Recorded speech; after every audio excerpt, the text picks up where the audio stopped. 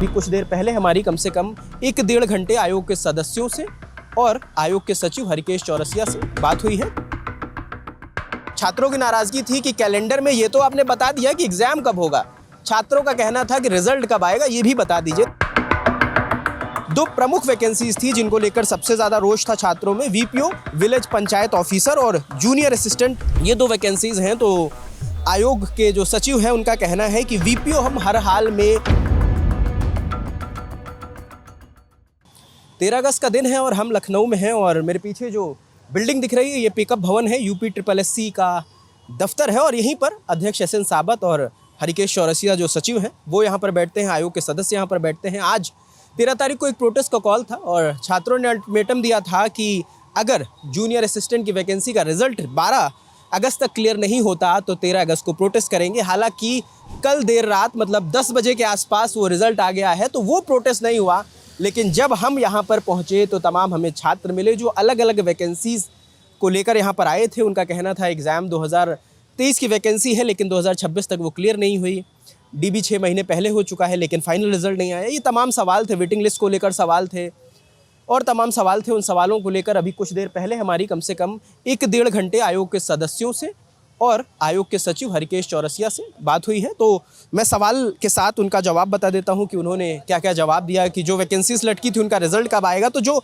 2 प्रमुख वैकेंसीज थी जिनको लेकर सबसे ज़्यादा रोष था छात्रों में, वीपीओ विलेज पंचायत ऑफिसर और जूनियर असिस्टेंट, ये 2 वैकेंसीज हैं। तो आयोग के जो सचिव हैं उनका कहना है कि वीपीओ हम हर हाल में 3 हफ्तों के अंदर वीपीओ का रिजल्ट जारी कर देंगे और जो जूनियर असिस्टेंट की वैकेंसी है जो लंबे वक्त से लटकी थी उनका कहना है 3 से 4 हफ्ते के अंदर इसका भी रिजल्ट हम जारी कर देंगे। तो ये छात्रों के लिए शायद एक सुकूनजनक खबर तो नहीं मानेंगे क्योंकि बहुत लंबे वक्त से वो तैयारी कर रहे थे और उनका रिजल्ट अटका हुआ था, लेकिन जो अभी तक ये जानकारी जो उन्होंने दी है कि वीपीओ हम 3 हफ्ते में रिजल्ट जारी कर देंगे और जूनियर असिस्टेंट का उनका कहना है कि फाइनल स्टेज में है, सारी प्रक्रियाएं हो चुकी हैं, बस 3 से 4 हफ्ते का और समय दीजिए उसमें जारी कर देंगे। माने 1 महीने में ये दोनों जो बड़ी वैकेंसीज़ हैं जो वीपीओ है और जूनियर असिस्टेंट है इसका रिजल्ट आ जाएगा। और उनका कहना है कि जो NM की वैकेंसी है उसमें भी अभिलेख परीक्षण का कार्य शुरू हो रहा है और कुछ और मुद्दे थे जिन पर छात्रों की नाराज़गी थी।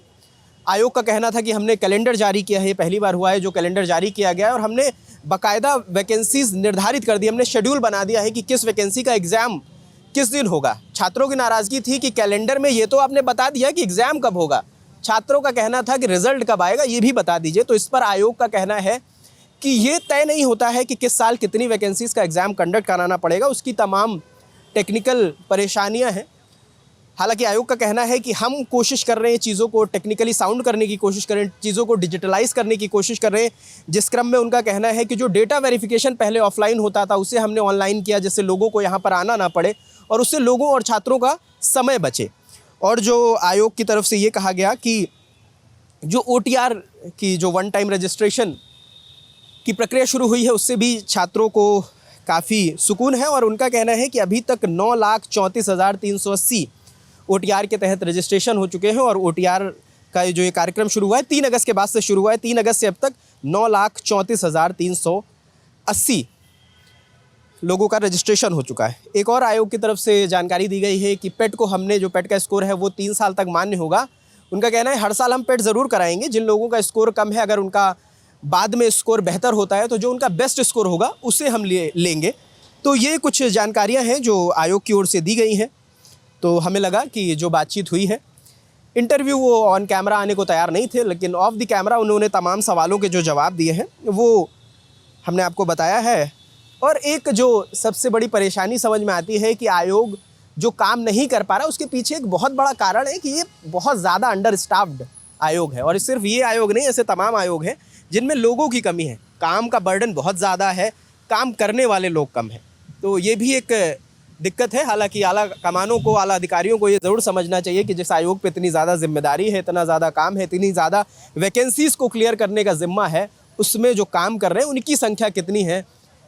ये 50-60% लोग हैं जो यहाँ पर पूरा काम कर रहे हैं। तो जो हमारी सचिव से बात हुई उसका ये लब्बो-लुआब है। हमने कोशिश करी कि जितने सवाल थे जो छात्र हमसे लगातार पूछ रहे थे, हमें मेल कर पूछ रहे थे, हमें मैसेज करके पूछ रहे थे, उन सवालों के जवाब हम आयोग के सचिव से ज़रूर लें। तो ये वो वीडियो है। अभी भी अगर लगता है कि आपका कोई सवाल है जिसका जवाब हम नहीं दे पाए हैं तो वो सवाल हमें कमेंट बॉक्स में लिख दीजिए। हम दोबारा फिर आएंगे, आयोग के सदस्यों से मिलेंगे और आपके सवाल के जवाब तलाश कर आप तक लेकर आएंगे। बाकी इस वीडियो पर जो भी आप सोचते हैं हमें कमेंट सेक्शन में ज़रूर बताएं। अगर आप भी किसी वैकेंसी से परेशान हैं, UPSSC या किसी भी और आयोग से, तो कमेंट सेक्शन खुला हुआ है, उसमें लिखें और हम उसका ज़रूर संज्ञान लेंगे। ये लल्लन टॉप का आपका वादा है और जहाँ पर छात्रों की परेशानियाँ हैं, छात्रों की दिक्कतें हैं, वहाँ लल्लन टॉप ऐसे ही खड़ा रहेगा जैसे पहले खड़ा रहा, चाहे जंतर मंतर की बात हो, चाहे रांची की बात हो और चाहे अब लखनऊ की बात हो। तो ये हमारा काम भी है और हमारा कर्तव्य भी है। तो लल्लन टॉप देखते रहें, अपना और अपनों का ख्याल रखें। कैमरे के पीछे योगेश है, मेरा नाम रजत है। देखते रहें लल्लन टॉप। शुक्रिया।